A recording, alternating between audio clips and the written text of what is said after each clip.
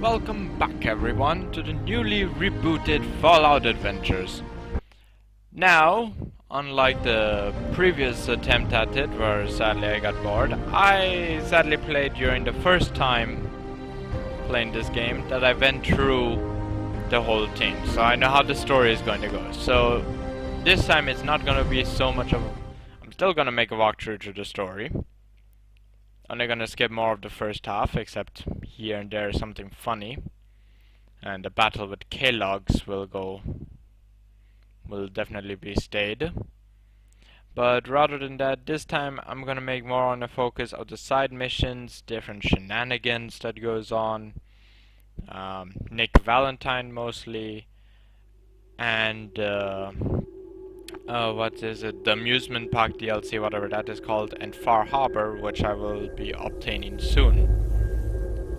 So that is the main plan. As for the moment, watch the intro, because I'm gonna leave this, because the intro is fucking awesome, and it's made by one of my favorite actors.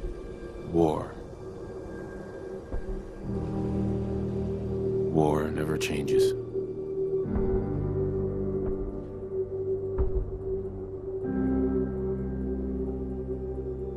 In the year 1945, my great-great-grandfather, serving in the army,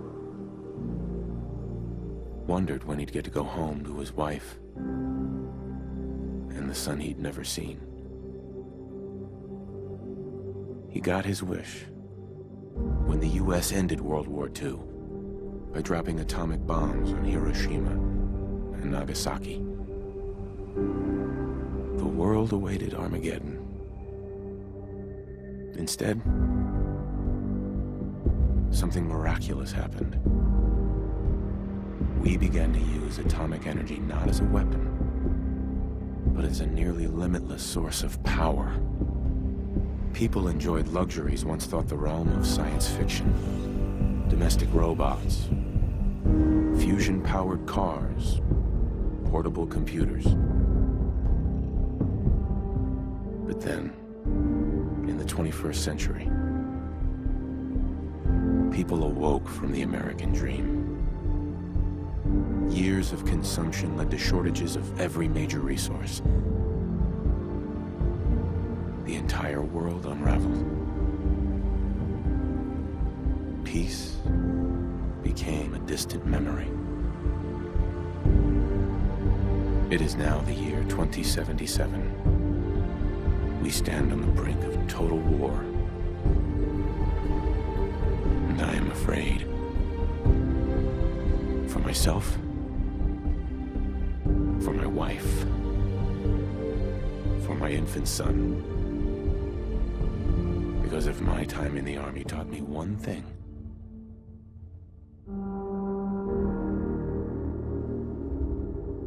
it's that war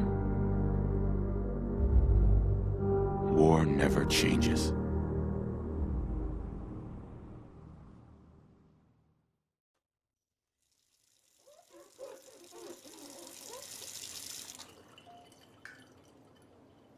And skip.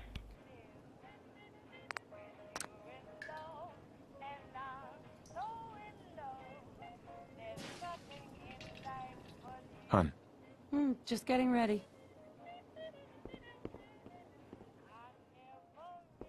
Let's face it, the best thing about Fallout 4 Thanks, is Cousin. Cogsworth. We all want to have him in real life. Buy some Okay, information. so now we That's do the all. test. By the way, just an early thing. As you notice that it's clearly laggy on the screen right now, Let's do it. Splendid. that's mainly because I'm Splendid. recording on the laptop and not using a let's game see. capture like last time. So some of the footage will appear to be laggy, but at the same time it has the added benefit that unlike my game capture, I actually get the footage. Because about 60% of the time on the game capture it would not actually get the footage. So I would be left with nothing. Just play the game and have no video.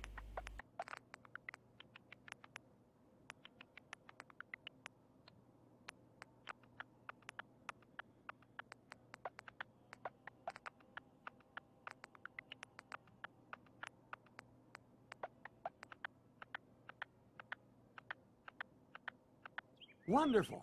That's everything. Ah yes, my son, the one thing that we played this game for. My god, you look like a How communist are the spy. two most important men in my life doing?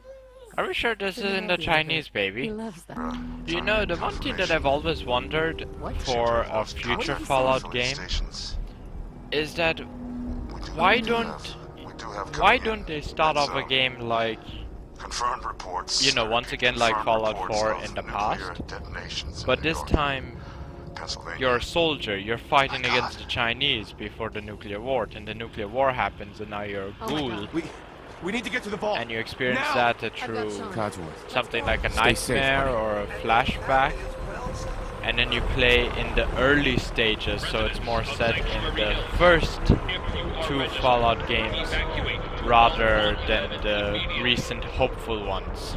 Because I know that they created this one more colorful than Fallout 3, because according to Bethesda and a lot of people, Fallout 3 was too depressing.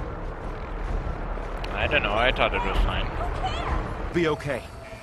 I love you. Both of you. We love you too. Boo! And at some point, if you look closely enough, you will see a refrigerator fly from here.